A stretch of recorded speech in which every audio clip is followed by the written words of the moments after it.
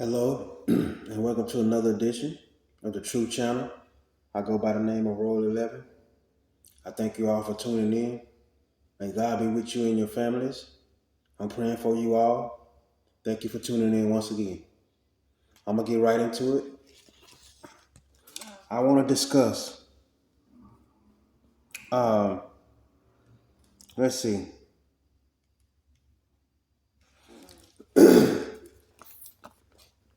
Sometimes you are just in a environment that is toxic.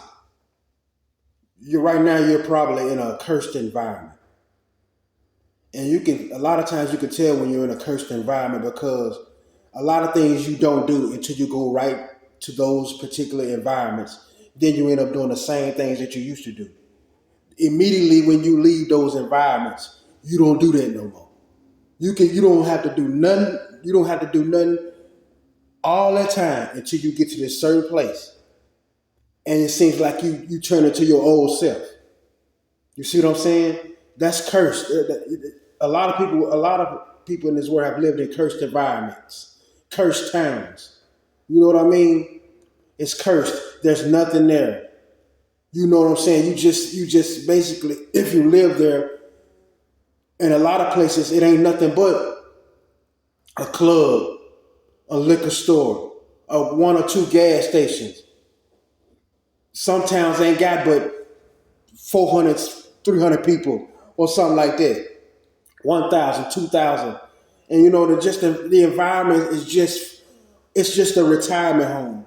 It's just for people who have settled. They're comfortable. They're okay with being where they're at, and they love where they are, and there's nothing wrong with that. A lot of times you want to visit a lot of places. You don't actually want to live there, but there are a lot of cursed environments in this world, and it's the environment that a lot of times they can keep people stuck. And you know what I mean? But if you got a particular mission, they'll try to make it difficult a lot of times, no matter where you go. But you're gonna thrive no matter what. But a lot of people, you're probably in a cursed environment right now because things right now in general around the world are shaky. You know what I mean? It's just what we that's just what the state we in.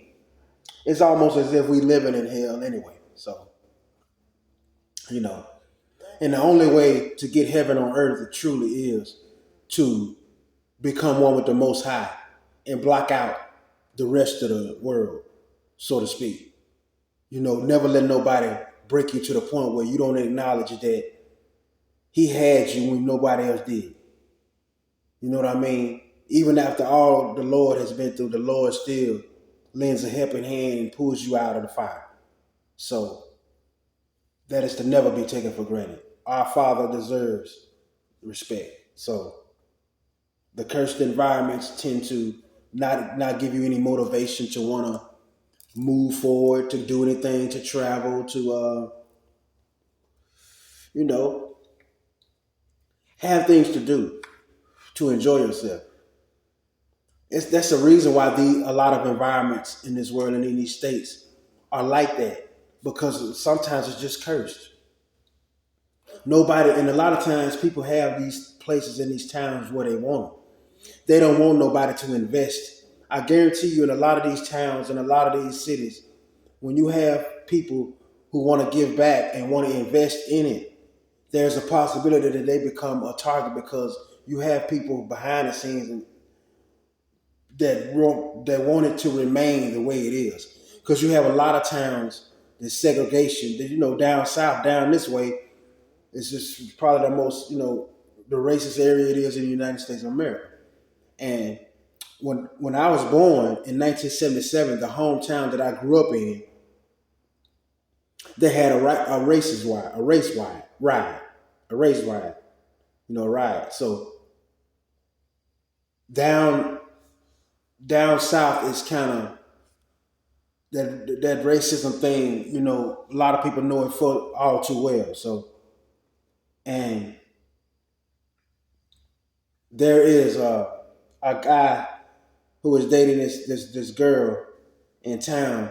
She was a Caucasian lady. He was a brown skinned brother, and his and he was dating her, and uh, a few days later, he was found in a swimming pool with his feet tied to a rope, and that was, I forgot what year that was, but it was long enough to where it wasn't in the 70s or or 90s. I think it's maybe in 2000 maybe. Yeah, but it was further enough down the line. That's just how that town was. And back in the day, that town where I grew up at, they would try to attack brown skinned people when back in the day when I was in school. They would try to attack if we came to it was kind of you know. So trust me, I can have every reason to want to be that way and not embrace another race, but I don't do that because God built me completely different from anybody else. And a lot of people back in down here in certain towns they didn't go to school with the same race. It was the charter schools and the Christian schools that had the whites. The blacks went to the high schools and the junior highs, and then a lot of times it would be one, but maybe one or two sprinkled in there, some Mexicans, but not many, and all white. But then it's just like your environment as a whole can really be intoxicating, very very much so, and it'll block your progress. You know what I mean? So,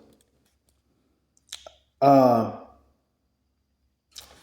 psychological trauma, psychological trauma, psychological trauma is a trauma that is your reaction to events and traumatic events that have occurred in your life. It's hard to get over those events, and sometimes for some reason those events will reoccur for some odd reason. Some may be suspicious, some not, and everything. But in my lifetime, I've been in, let's see,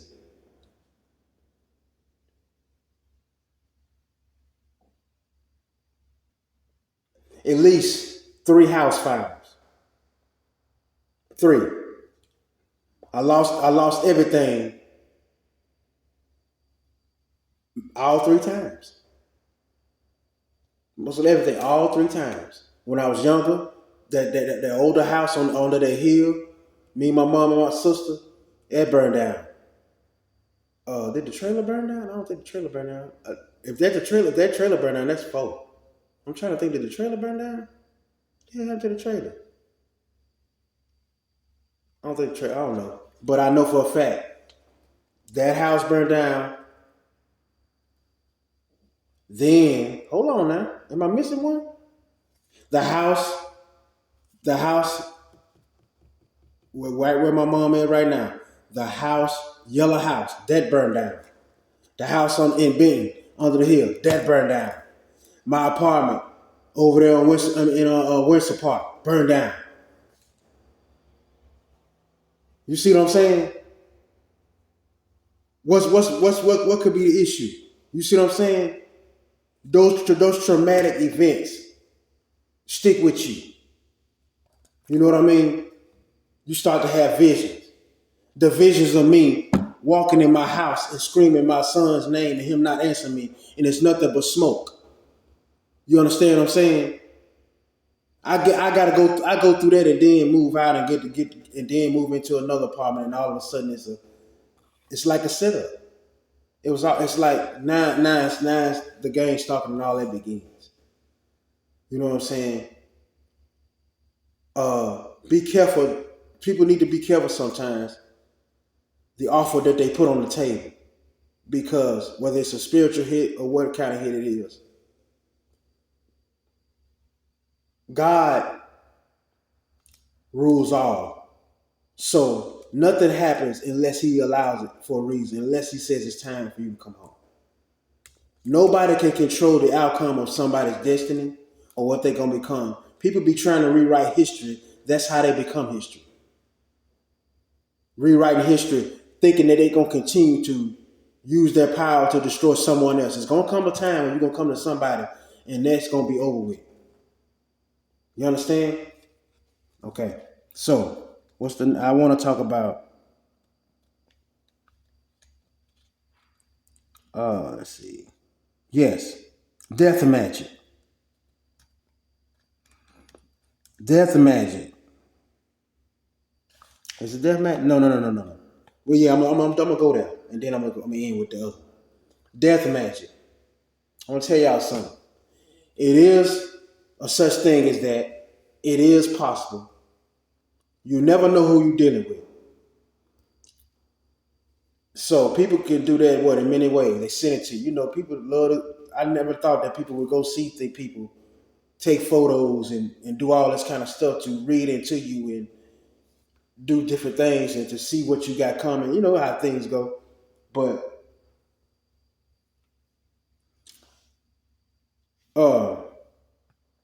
there was a story where this guy was telling us. He was telling about how a friend of his was on and off again with this lady, and they was talking. It was on and off for years. You know, they was in relationships and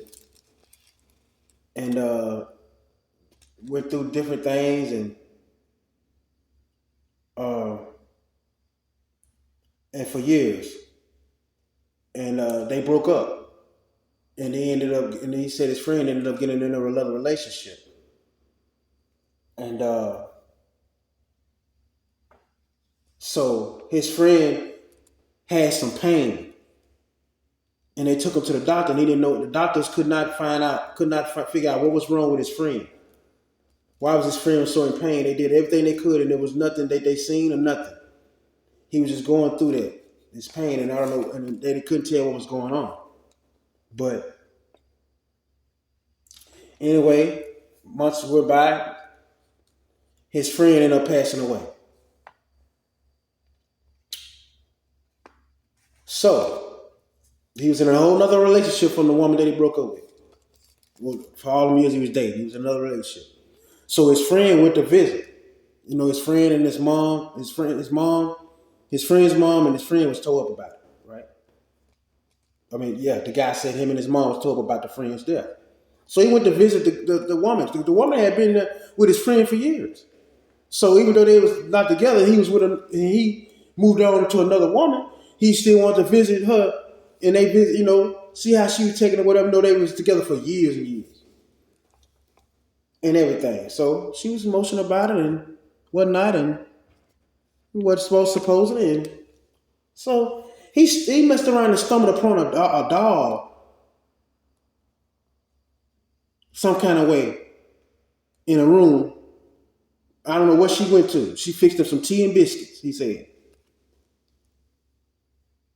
On the doll was a picture of his friend with needles in the forehead, all around his head.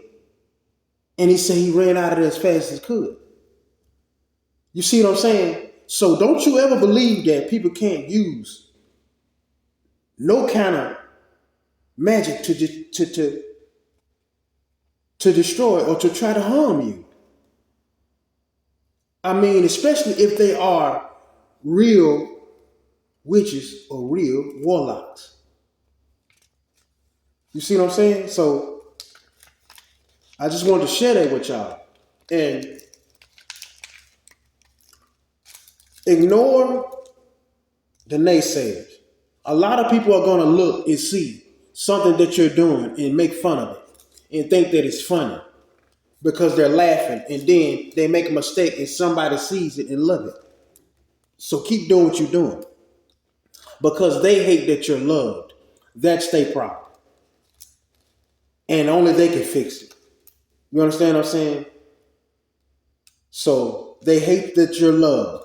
The love and the light that you bring to the world is what people don't want to see. But the Lord has a way of forcing their hand. They have to pay attention to you now. Because you bring something that's totally different. We all bring something totally different to the table. So I want to send nothing but blessings to you all and your families. Thank y'all for always watching the Truth Channel. God bless. Have a good one.